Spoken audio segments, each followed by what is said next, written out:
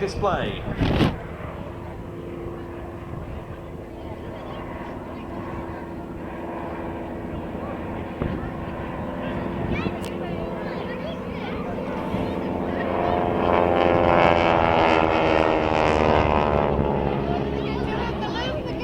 Up into their loop, and you can hear there the rasp of the 400.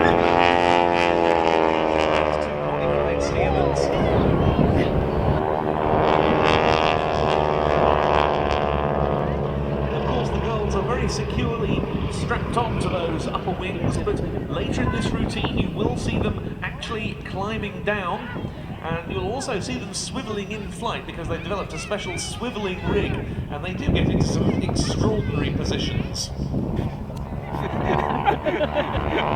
This is trying to get in extraordinary positions on a swivelling rig.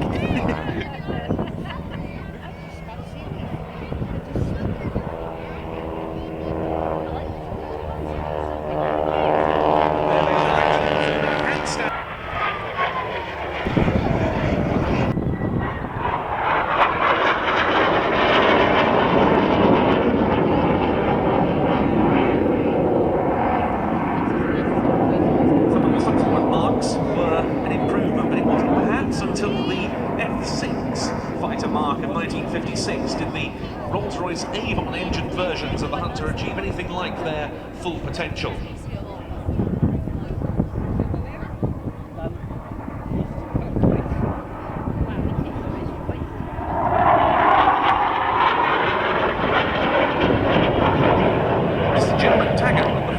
Two displays of the afternoon, and this in his Piper L4H Grasshopper. Close. Right, mate.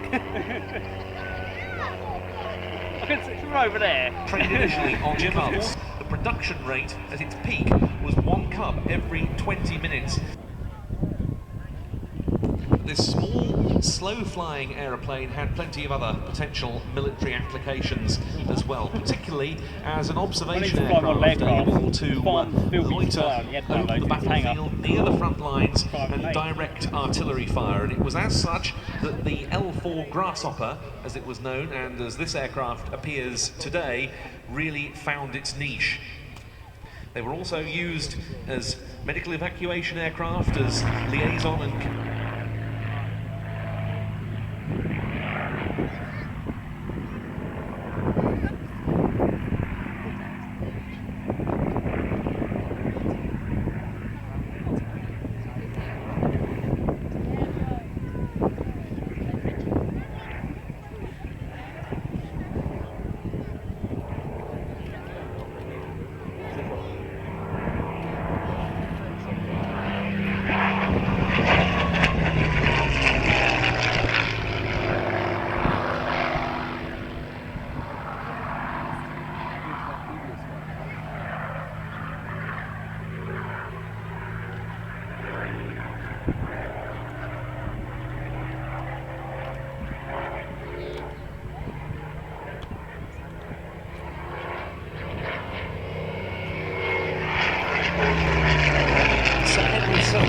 was sent out to the USA.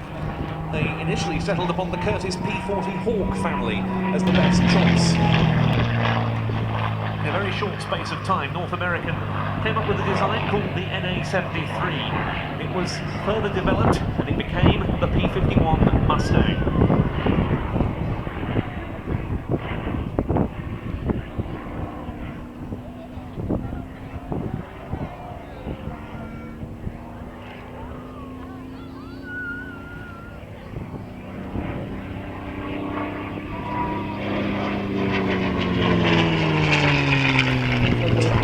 Fast jet trainees on number 72 Reserve Squadron.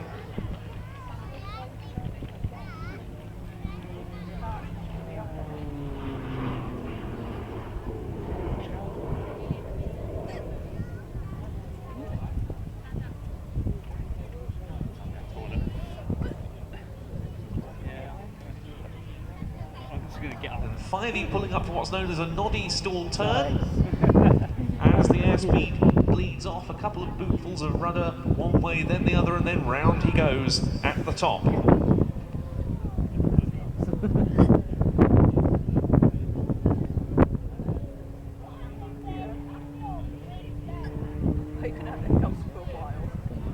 If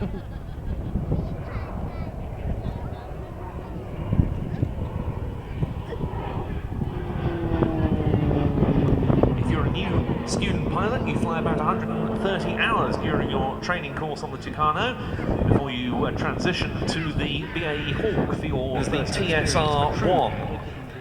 You first flew in 1934 and entered Fleet Air Arm service 2 years later in Mark I form.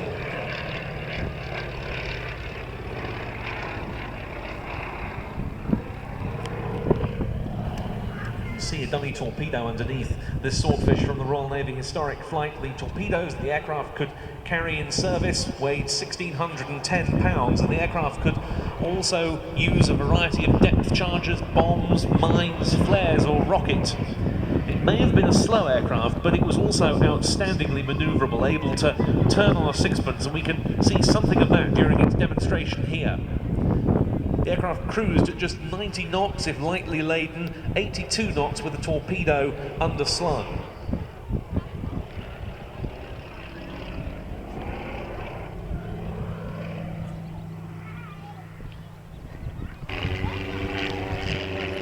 A very nice chance there to see the cyan and purple with the white in the liveries there. Again, this is a terrific little aeroplane. The Twister actually started life as a radio-controlled aircraft design that was developed by two Germans, Matthias and Thomas Streicher. They found it so successful that they decided to build a full-size aeroplane, and the result was the Twister. It's an extremely light aircraft, a huge amount of composites involved in its construction. And yet it's an extremely strong aeroplane as well, very well suited to aerobatics.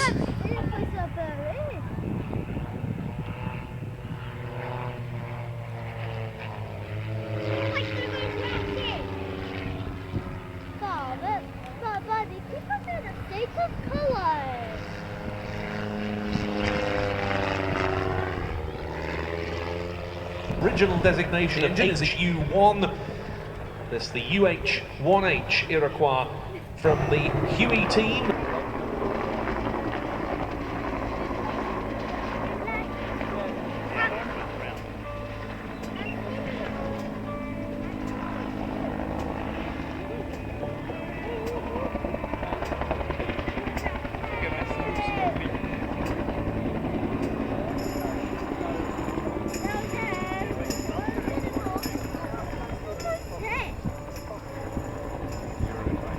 To go through some classic aerobatics. This, the Jungmann. Guys, sit at the back quickly.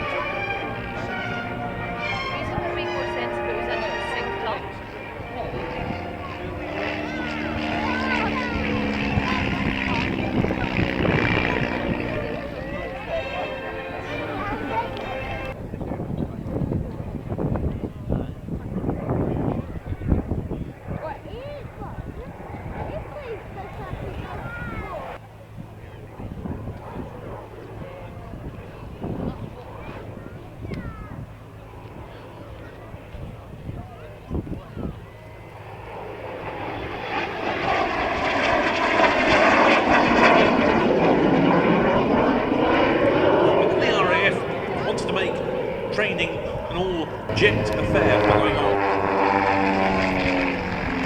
Pulling up into a loop to start their display, Richard Grace, the formation leader, joined by Dave Pulliston. The Pit Special, their mount, one of the classic aerobatic aircraft of all time.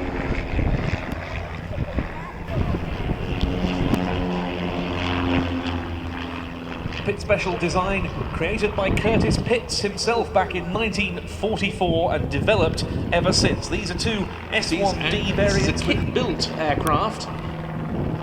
Proved extremely popular. There aren't that many of them now on the display circuit in Europe, so all the nicer to see Jim back with us with this one. He's got a 200 horsepower. In fact, both are improved. See, I have good ideas. While Jim's going through his display, an iPod has been found on the site. It's got an Angry Birds cover, a green Angry Birds.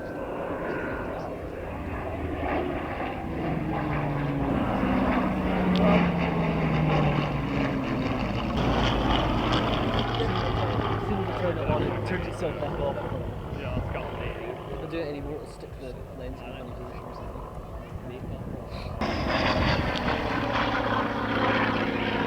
To give you an idea of how fighter development progressed, the Hurricane made its maiden flight in 1935. Its maximum speed was 340 miles an hour. The Sea Fury's maiden flight took place a decade later. Its top speed, 460 miles an hour. It was the fastest piston-engine Hawker production aircraft built.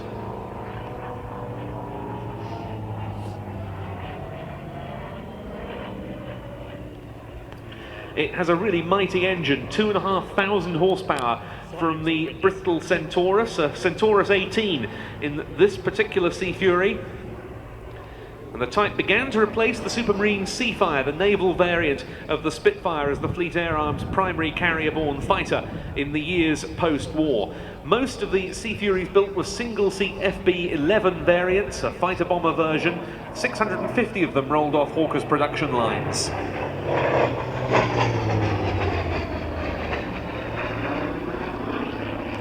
It was in the Korean War from 1950 to 53 that this aircraft really made its name. During that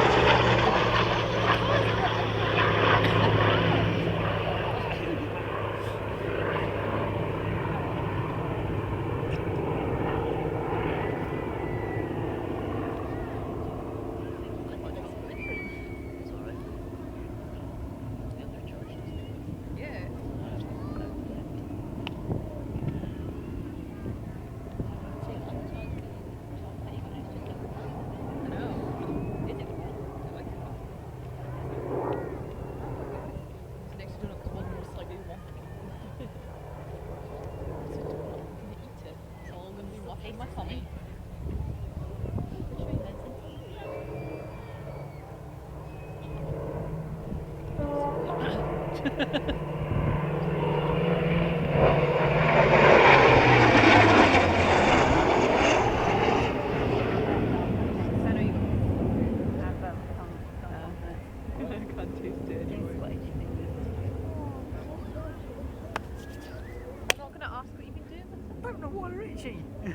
Gone scratch my barbed wire. Tell you what, I do. The checking wire underneath would be better for scratching. Why? Why fingers? What's irritating? You got that other rings? Yeah.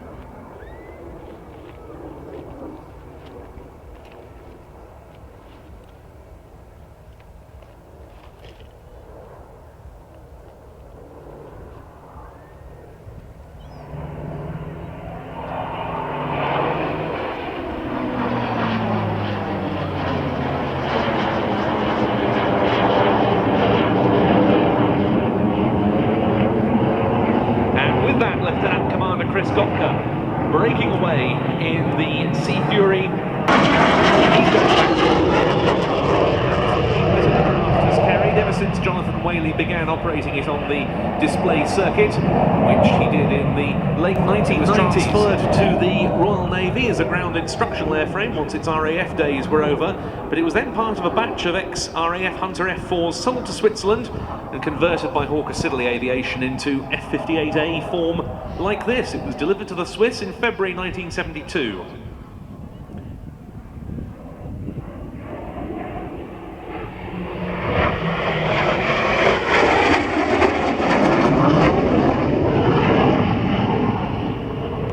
Spent most of its service life with the Swiss, this aeroplane, as a target tug aircraft. They retired it in the mid-1990s and it was sold to Heritage Aviation Developments. They now keep the aircraft with Hunter Flying Limited at St Athan in Wales.